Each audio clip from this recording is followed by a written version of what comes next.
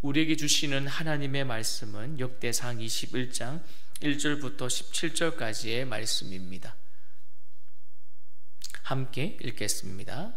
사탄이 일어나 이스라엘을 대적하고 다윗을 충동하여 이스라엘을 계수하게 하니라. 다윗이 요압과 백성의 지도자들에게 이르되 너희는 가서 브엘세바에서부터 단까지 이스라엘을 계수하고 돌아와 내게 보고하여 그 수요를 알게 하라 하니 요압이 아뢰되 여호와께서 그 백성을 지금보다 100배나 더하시기를 원하나이다. 내 주 왕이시여 이 백성이다. 내 주 종이 아니니까 내 주께서 어찌하여 이 일을 명령하시나이까? 어찌하여 이스라엘이 범죄하게 하시나이까 하나 왕의 명령이 요압을 재촉한지라. 드디어 요압이 떠나 이스라엘 땅에 두루 다닌 후에 예루살렘으로 돌아와 요압이 백성의 수요를 다윗에게 보고하니 이스라엘 중에 칼을 뺄 만한 자가 110만 명이요 유다 중에 칼을 뺄 만한 자가 47만이라. 요압이 왕의 명령을 마땅치 않게 여겨 레위와 베냐민 사람은 계수하지 아니하였더라. 하나님이 이 일을 악하게 여기사 이스라엘이 치심에 다윗이 하나님께 아뢰되 내가 이 일을 행함으로 큰 죄를 범하나이다. 이제 간구하옵나니 종의 죄를 용서하여 주옵소서. 내가 심히 미련하게 행하였나이다 하니라. 여호와께서 다윗의 선견자 갓에게 말씀하여 이르시되 가서 다윗에게 말하여 이르기를 여호와의 말씀이 내가 내게 세 가지를 내어 놓으리니 그 중에서 하나를 내가 택하라. 내가 그것을 내게 행하리라 하셨다 하라 하신지라. 갓이 다윗에게 나아가 그에게 말하되 여호와의 말씀이 너는 마음대로 택하라. 혹 3년 기근이든지 혹 내가 석 달을 적군에게 패하여 적군의 칼에 쫓길 일이든지 혹 여호와의 칼 곧 전염병이 사흘 동안 이 땅에 유행하며 여호와의 천사가 이스라엘 온 지경을 멸할 일이든지라고 하셨나니 내가 무슨 말로 나를 보내신 이에게 대답할지를 결정하소서 하니 다윗이 갓에게 이르되 내가 곤경에 빠졌도다. 여호와께서는 긍휼이 심히 크시니 내가 그 손에 빠지고 사람의 손에 빠지지 아니하기를 원하나이다 하는지라. 이에 여호와께서 이스라엘 백성에게 전염병을 내리심에 이스라엘 백성 중에서 죽은 자가 7만 명이었더라. 하나님이 예루살렘을 멸하려 천사를 보내셨더니 천사가 말하려고 할 때에 여호와께서 보시고 이 재앙 내림을 뉘주시사 멸하는 천사에게 이르시되 족하다. 이제는 내 손을 거두라 하시니 그때 여호와의 천사 여부수 사람 오르난 타작마당 곁에 선지라. 다윗이 눈을 들어 보매 여호와의 천사가 천지 사이에 섰고 칼을 빼어 손을 들고 예루살렘 하늘을 향하여 편지라.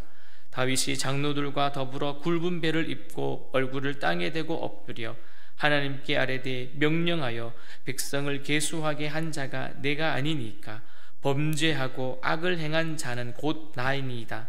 이 양떼는 무엇을 행하였나이까? 청하건대 나의 하나님 여호와여 주의 손으로 나와 내 아버지의 집을 치소서. 주의 백성에게 재앙을 내리지 마옵소서 하니라. 아멘. 모든 인간은 자기 존경심, 즉 자애를 가지고 있습니다. 그러므로 자기 내면의 가장 깊은 곳에 감추어진 약점은요, 아무에게도 드러내고자 하지는 않습니다. 심지어 자기 약점은요, 부모에게도 또 배우자에게도 또 절친한 친구에게도 보이지 않으려고 하지요. 만약에 약점이 타인에게 드러나면 여러분 자존심을 잃게 되면 심지어 극단적인 방법을 취하는 것이 인간인 것 같습니다. 오늘 보면 다윗 왕은요 인구조사를 하게 되는데 이 구약에서는 이 인구조사를 우리가 신학적으로 또한 도덕적으로 매우 깊은 의미를 담고 있는 사건으로 보고 있습니다. 이것만 아니라 사무엘하 24장과 또한 역대상 21장에도 함께 다루고 있기 때문입니다.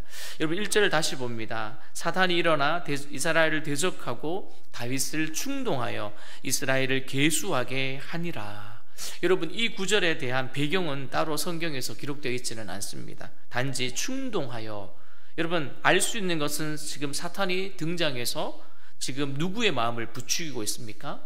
다윗의 마음을 부추겼고 그 이후에 부추기면서 인구조사를 하도록 하였습니다. 여러분, 이때 인구조사는요, 우리가 단순히 이렇게 인구의 숫자를 살린 게 아니라 그거 보니까 전쟁에 나갈 수 있는 남자들의 수를 알아보는 것이었습니다. 어떻게 보면 중요한 것이겠죠. 전쟁에서 싸울 수 있는 우리가 말하는 남자들이 많이 확보되어 있다는 것은 그만큼 군사력을 강하다라고 말할 수 있기 때문입니다. 그러나 그 조사가 다윗의 자발적인 어떤 의견에서 이루어진 것이 아니라 오늘은 보니 1절에 사탄의 꾀임으로 말미암아 시작이 되었습니다. 여러분, 다윗 같은 사람도 사탄의 충동에 휘말려서 하나님의 뜻에 벗어날 수 있는 것을 보면 심지어 우리는 어떠하겠습니까? 오늘 다윗은요, 본인의 마음에 순수하게 일어난 것이 아님을 성경은 말하고 있습니다. 그러니 뜻이 어떠할까요? 결과가 어떠하겠습니까? 당연히 좋지 않습니다. 그렇다면 우리는 사탄과 다윗 사이에 어떤 일이 벌어졌는지를 우리는 자세히 보고 오늘 우리는 배워야 될 것입니다. 여러분, 다윗은 지금 군사력이 어떠한지 확인하고 싶었던 마음입니다. 그러나 여러분, 근본적인 힘의 원천은 누구에게 있습니까? 하나님이 주셔야 있는 것입니다. 하나님께 더 집중하기는커녕 자신의 힘에 지금 집중하기 시작합니다. 여러분, 2절 말씀을 다시 한번 읽습니다. 시작.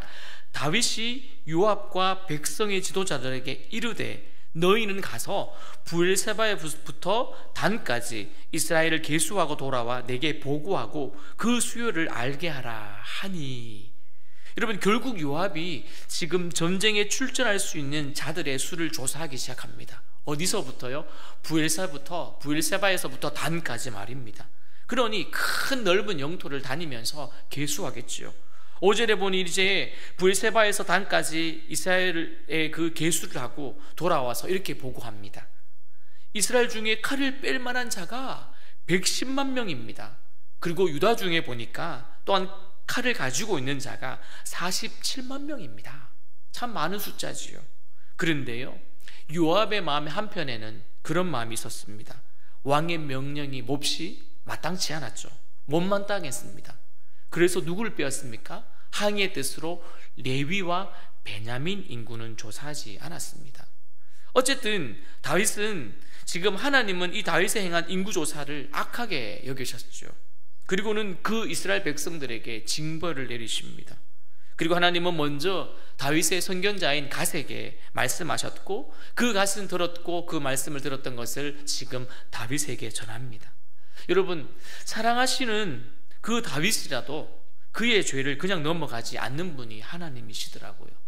여러분들도 자녀를 키워보셨겠지만 또 앞으로 또 자녀를 키워볼 우리 청년들도 있겠지만 여러분, 분명히 우리가 알 것은요, 모든 자녀들이 우리에게는 참 소중하고 사랑스럽지만 잘못된 부분에 있어서는 우리가 징벌을 해야 되는 것 같습니다.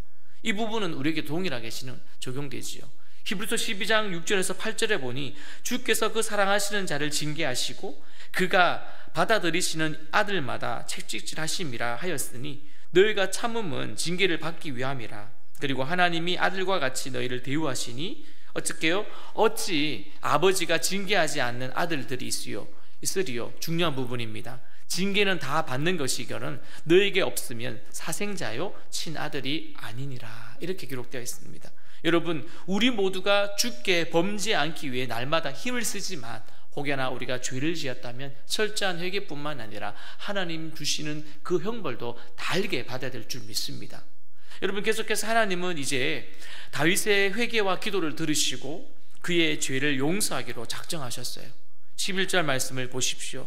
다시 다윗에게 나아가 그에게 말하되 여호와의 말씀이 너는 어떻게 해요? 마음대로 택하라 라고 말합니다. 이제 선택의 시간이 다가왔습니다. 세 가지입니다. 3년 동안 기근이 드는 것이 좋겠습니까?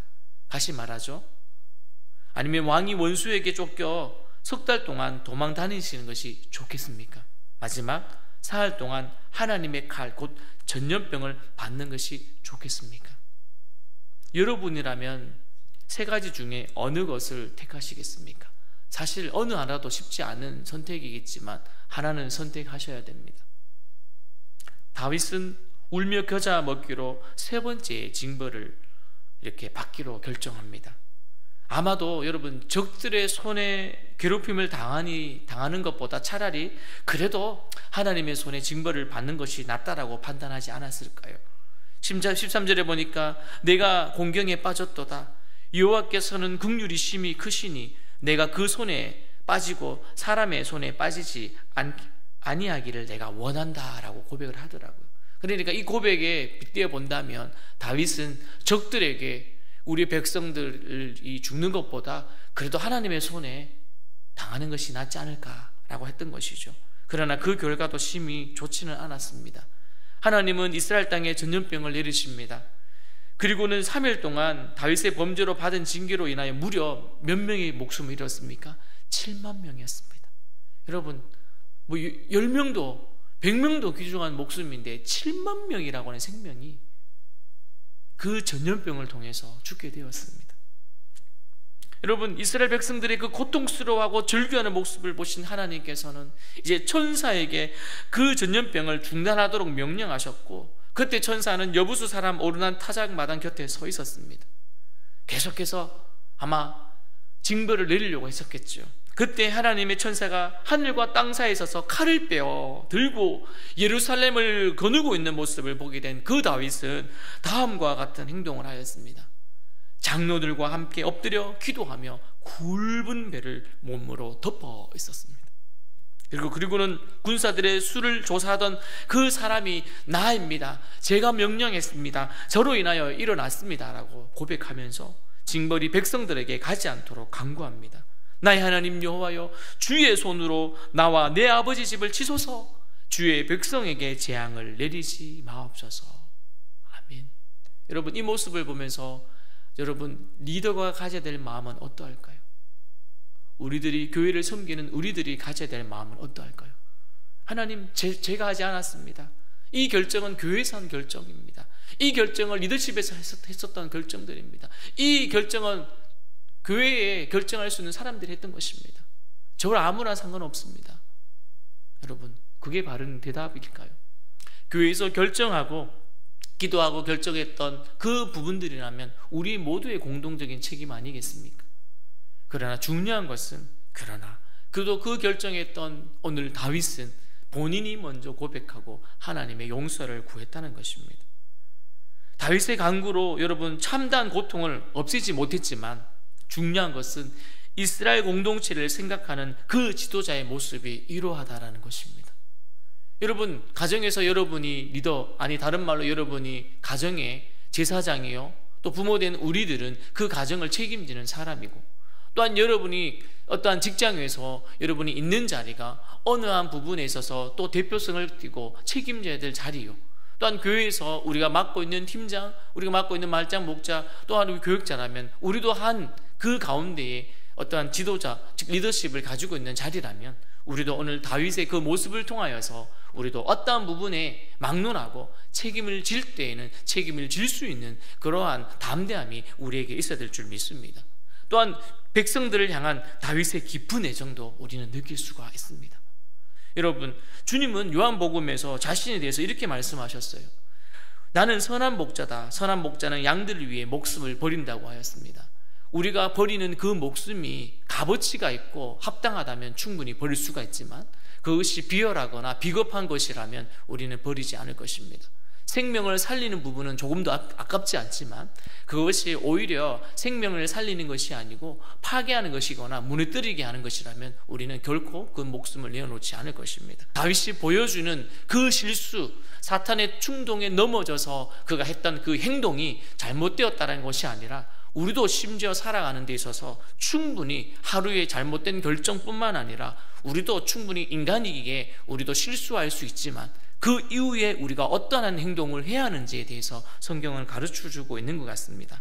사랑하는 가족들을 위해서, 또한 우리가 사랑하는 지체들을 위해서, 또한 소중한 지체들과 목원들을 지키기 위해서는 우리는 끊임없이 우리는 영적 싸움, 죄와 싸워야 합니다. 맞습니다.